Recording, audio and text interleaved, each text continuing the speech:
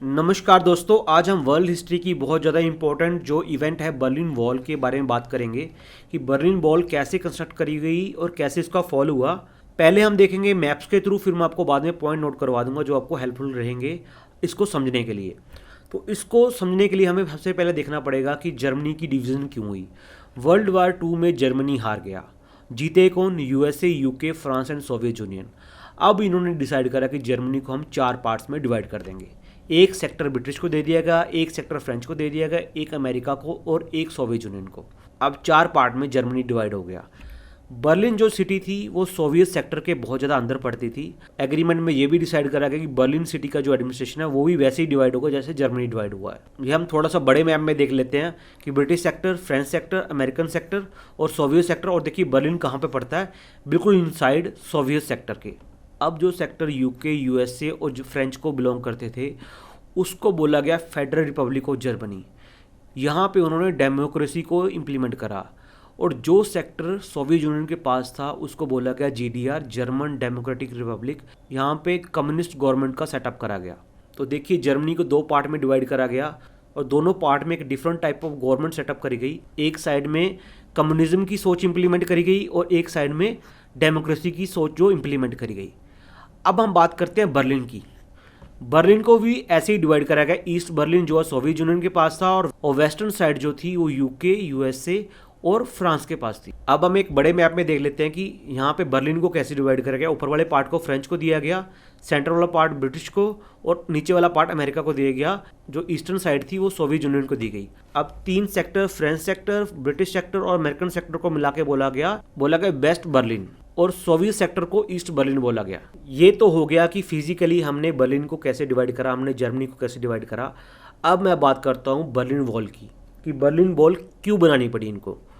अब देखिए एक ही सिटी को 2 पार्ट्स में आप डिवाइड करोगे, एक को ईस्ट साइड में रखोगे, एक को वेस्ट साइड में रखोगे। और ईस्ट साइड में आप इम्प्लीमेंट करोगे कम्युनिज्म और वेस्ट साइड में आप इम्प्लीमेंट करोगे डेमोक्रेसी। अब अमेरिका क्या चाहता था? अमेरिका चाहता था कि यहाँ पे हम इकोनॉमिक लिबरलाइजेशन को अलाउ करें, हम कैपिटलिज्म को अलाउ करें। उन्होंने क्या करा कि जो वेस्ट बर्लिन था वहाँ पे कैपिटलिज्म को अलाउ करा, वहाँ पे उन्होंने इकोनॉमिक लिबरलाइजेशन को अलाउ करा। अब इससे क्या होगा, यहाँ पे एजुकेशन थी वो फ्री कर दी गई, हायर वेजेस दिए गए कि उनकी सैलरी बढ़ा दी गई और उनको काम करने की बिल्कुल अनुमति दी गई कि कोई भी काम कर लो, आप अपनी मर्जी से रहो। तो यहाँ का जो स्टैंडर्ड ऑफ लाइफ था वो हाई हो गया। जो ईस्टर्न साइड था यहाँ पे कम्युनिज्म था। यहाँ पे सोवियत यूनियन क्या करा था कि रिसोर्सेज को एक्सट्रैक्ट करा था कि वो वार में जितना उनका खर्चा आया है उसको पूरा करने के लिए। यहाँ से क्या हुआ कि इनकी जो लाइफस्टाइल था वो डाउन जाना स्टार्ट कर दिया ईस्ट साइड वाले लोगों का। अब वेस्ट बर्लिन वाले लोग तो हाई क्लास की जो लाइफ एंजॉय कर रहे थे, बट ईस्ट बर्लिन वाले लोगों का जो लाइफ स्टैंडर्ड था वो डाउन चला जा रहा था। अब ईस्ट बर्लिन और वेस्ट बर्लिन में डिफरेंस कितना था, एक स्ट्रीट का। ये स्ट्रीट है, यहाँ पे ईस्ट साइड है, यहाँ पे वेस्ट साइड है। आप एक स्ट्रीट को पार करो, यहाँ पे वेस्ट बर्लिन है, अब इधर से जाओ आप ईस्ट बर्लिन है। तो लोगों ने क्या करना स्टार्ट करा कि लोग काम करने के लिए वेस्ट बर्लिन में जाना स्टार्ट कर दे। अब ज़्यादा से ज़्यादा लोग जो थे ईस्ट बर्लिन से वेस्ट बर्लिन की तरफ माइग्रेट करना स्टार्ट कर गए। तो आप इमेजिन करो कि आज अमेरिका बोल दे कि मेरे बॉर्डर्स फ्री हैं, कोई भी मेरे कंट्री में आ सकता है विदाउट एनी रिस्ट्रिक्शन। तो क्या होगा कि आधे से ज़्यादा जो मैक्सिको है वो अमेरिका में चला जाएगा, इवन इंडिया भी वहाँ पे चला जाएगा क्योंकि वहाँ का लाइफस्टाइल अच्छा है, वहाँ पे ज़्यादा चांसेस है ग्रोथ के। तो वही हो रहा था ईस्ट बर्लिन और वेस्ट बर्लिन के बीच में। लोग जो थे वो ईस्ट बर्लिन को छोड़ के वेस्ट बर्लिन में जाना स्टार्ट कर दिए। अब क्या था कि जो ईस्ट बर्लिन के जो टैलेंटेड लोग थे वो वेस्ट बर्लिन में जा रहे थे। तो यहाँ की इकोनॉमी क्या होगी, डाउन होना स्टार्ट करेगी। अब सोवियत यूनियन को लगने लगा कि अगर हम इस माइग्रेशन को नहीं रोकेंगे तो पूरे का पूरा जो इकोनॉमी है वो टम्बल डाउन कर जाएगा। अब उन्होंने क्या करा कि एक वर्चुअल बॉर्डर बना दिया यहाँ पे कि यहाँ पे हम कोई भी इकोनॉमिक एक्टिविटी अलाउ नहीं करेंगे। इसको बोला गया आयरन कर्टेल। आप याद रखो इस चीज़ को, इस वर्चुअल बॉर्डर को बोला गया आयरन कर्टेल। तो लोग वर्चुअल बॉर्डर को तो मानने वाले नहीं थे, फिर भी माइग्रेशन नहीं रुकी। अब क्या हुआ कि 13 अगस्त 1961 को यहाँ पे कंस्ट्रक्शन ऑफ वॉल को स्टार्ट करा गया ईस्ट बर्लिन की तरफ से। तो ईस्ट बर्लिन वालों ने क्या करा कि वहाँ पे दीवार बनाना स्टार्ट कर दिया कि लोग उसको क्रॉस ना करें। पहले उन्होंने सिंपल जो है वायर्स की जो है फेंस बनाना स्टार्ट करी, लोगों ने उसको काट के फिर जाना स्टार्ट कर दिया। फिर उन्होंने कंक्रीट वॉल बनाना स्टार्ट कर दिए, उसके ऊपर राउंड पाइप्स लगाना स्टार्ट कर दी, ताकि जो लोग जो है उसको क्रॉस ना कर सके। मान लो ये दीवार है और यहाँ पे एक ना राउंड जो है वो पाइप लगाना स्टार्ट कर दी कि लोग यहाँ पे हाथ डाल के ऊपर ना जा सके। फिर भी लोग नहीं रुके। फिर यहाँ पे वॉच टावर बनाने स्टार्ट करे दोनों साइड पे कि लोग क्रॉस ना करें। फिर उन्होंने यहाँ पे कई जगह पे डॉग्स भी रखना स्टार्ट कर दिए, ट्रेंचेस बना दिए कि लोग वहाँ से गाड़ियों से ना गुजर सकें। फिर उन्होंने क्या करा कि कुछ एरिया में जो सारी की सारी जो है वो बिल्डिंगें उन्होंने डेमोलिश कर दी और क्लियर साइट दे दी, और जो भी वॉच कर रहे थे लोग, इसको बोला गया डेथ स्ट्रिप, कि यहाँ पे जो है रेत बिछा दी कि लोगों के पैरों को पता चल सके, दूर से लोग दिख सकें, हम उनको रोक सकें, हम किसी भी तरीके से ईस्ट जो बर्लिन से माइग्रेशन वेस्ट बर्लिन की तरफ रोक सकें। अब इतना सब करने के बाद जो बर्लिन वॉल कंस्ट्रक्ट हो गई तो काफ़ी हद तक जो है माइग्रेशन रुक गई, पूरी तरह नहीं रुकी पर काफ़ी हद तक वहाँ पर वो सक्सेसफुल हो गए उसको रोकने के लिए। अब क्या था कि देखो, आप एक ही सिटी में रह रहे हो, इस साइड आपके फैमिली के कुछ मेंबर रहते हैं, यहाँ पे कुछ अपने फैमिली मेंबर रहते हैं, तो लोगों ने धीरे धीरे प्रोटेस्ट करना स्टार्ट करा कि भाई हम अपनी फैमिली के लोगों को तो मिलेंगे ना कम से कम। तो क्या करा कि इस बर्लिन वालों ने क्या करा कि यहाँ पे एक ट्रैवल पासेस का अरेंजमेंट करना स्टार्ट करा कि हम आपको ट्रैवल पासेस देंगे। ट्रैवल पास के लिए वो ज़्यादा हाई फीस लेते थे और जो प्रोसेस था वो बहुत ज़्यादा कम्बरसम था, वो बहुत ज़्यादा टफ था कि लोगों को ईजिली पास मिलते ही नहीं थे। तो लोगों का जो प्रोटेस्ट था वो और बढ़ने लगा। तो एक डेट और आपको याद रखनी पड़ेगी, नवंबर 9, 1989। इस दिन को ईस्ट बर्लिन वालों ने ये अनाउंस करा कि ठीक है भाई, हम आपकी डिमांड मानते हैं, क्योंकि प्रोटेस्ट बहुत ज़्यादा हो रहा था, हम आपको फ्री पासेस देना स्टार्ट करेंगे, आप आसानी से जो है वेस्ट जर्मनी वाले लोगों से मिल सकते हो, अपनी फैमिली से मिल सकते हो। पर लोगों के बीच में इतना इंथ्यूजियाज्म था इस ऑर्डर को लेके, वो सब बर्लिन वॉल के अराउंड इकट्ठा होना स्टार्ट हो गए, यहाँ पूरे बर्लिन वॉल के अराउंड। तो लाखों की तादाद में लोग आ गए। गार्ड्स ने उनको रोकने की कोशिश करी, पर एट लास्ट गेट्स को खोलना पड़ा और ईस्ट बर्लिन वाले लोग जो है वो फ्रीली वेस्ट बर्लिन में घुस गए। इंथ्यूजियाज्म इतना ज़्यादा था, कई जगह पे उन्होंने बर्लिन वॉल को डेमोलिश कर दिया। फाइनली 9 नवंबर 1989 को जो है बर्लिन वॉल का फॉल हो गया।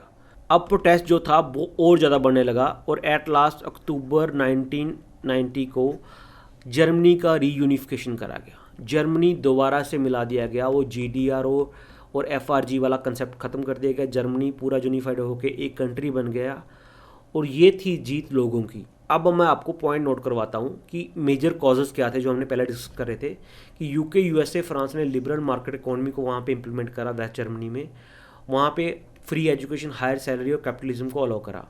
सोवियत यूनियन ने कम्युनिस्ट नेशन को रोल आउट करा और उन्होंने रिसोर्सेज को एक्सट्रैक्ट करना स्टार्ट कर दिया कि वो वार एक्सपेंस को कंपनसेट कर सके। लोगों ने क्या करा कि GDR से FRG की तरफ माइग्रेट करना स्टार्ट कर दिया। अब टैलेंटेड लोग जो GDR से FRG में जा रहे थे, तो GDR की इकोनॉमी जो है वो स्लोली डाउन जाना स्टार्ट हो गई। FRG में ज़्यादा सैलरी और ज़्यादा इकोनॉमिक फ्रीडम को देकर ज़्यादा टैलेंटेड लोग जो थे वो माइग्रेट कर रहे थे। GDR ने क्या करा कि 13 अगस्त 1961 को एक वॉल बनाना स्टार्ट करा जिसको बर्लिन वॉल के नाम से जाना जाता है। अब देख लेते हैं बर्लिन वॉल के फीचर क्या थे। ये कंक्रीट वॉल थी जो 2 से 3 मीटर हाई थी, मतलब हमारी हाइट से थोड़ा सा ज़्यादा होनी चाहिए। सिग्नल सिस्टम वहाँ पे लगाए गए, वहाँ पे वायर फेंसेस लगाए गए, कई जगह पे डॉग्स रखे गए, कई जगह पे इक्विपमेंट्स लगाए गए कि वो व्हीकल्स को स्टॉप कर सकें या टैंक्स को स्टॉप कर सकें। स्ट्रीट को जो है वो रिप्लेसमेंट करा गया स्ट्रीट्स की, और वहाँ पे ज़्यादा से ज़्यादा रीइंफोर्समेंट लगाई गई। वॉच टावर बनाए गए। डेथ स्ट्रिप मैंने पहले आपको बताया कि कुछ एरिया में पूरी की पूरी बिल्डिंगें ख़त्म कर दी, दीवार से लेकर कुछ एरिया तक पूरी पूरी बिल्डिंग डेमोलिश कर दी। वहाँ पे पूरा क्लियर लाइन ऑफ साइट दिया गया, जो वॉच कर रहे थे लोग। इस पूरे के स्ट्रिप को बोला जाता है डेथ स्ट्रिप। वहाँ पे रेत को बिछा दिया गया, वहाँ पे देखा जाता कि फुटप्रिंट्स तो नहीं लगे, रात को किसी की कोई गुजरा तो नहीं वहाँ पे। मेटेलिक फेंसेस लगाए गए, कंक्रीट वॉल बनाई गई जो कि बहुत ज़्यादा हार्ड थी उसको पार करके उधर जाने के लिए। ये तो थे बर्लिन वॉल के फीचर। अब बर्लिन वॉल को क्यों गिराया गया? स्लोली क्या हो रहा था कि डेमोन्स्ट्रेशन स्टार्ट हो गए लोगों के, और वो चाह रहे थे कि हम GDR से जो FRG के लोगों को मिल सके, हम कम से कम एटलीस्ट कम से कम हम अपनी फैमिली से तो मिल सकें। बट क्या था कि GDR ने क्या करा था, वहाँ पे बड़ा हार्ड प्रोसेस बनाया हुआ था ट्रैवल पासेस के लिए, और बहुत ज़्यादा हाई फीसेस जो है वो चार्ज कर रहे थे। लोगों ने डेमोन्स्ट्रेट करना स्टार्ट करा कि हमें फ्री ट्रैवल चाहिए और हमें डेमोक्रेसी चाहिए, हम कम्युनिज्म में नहीं रहेंगे।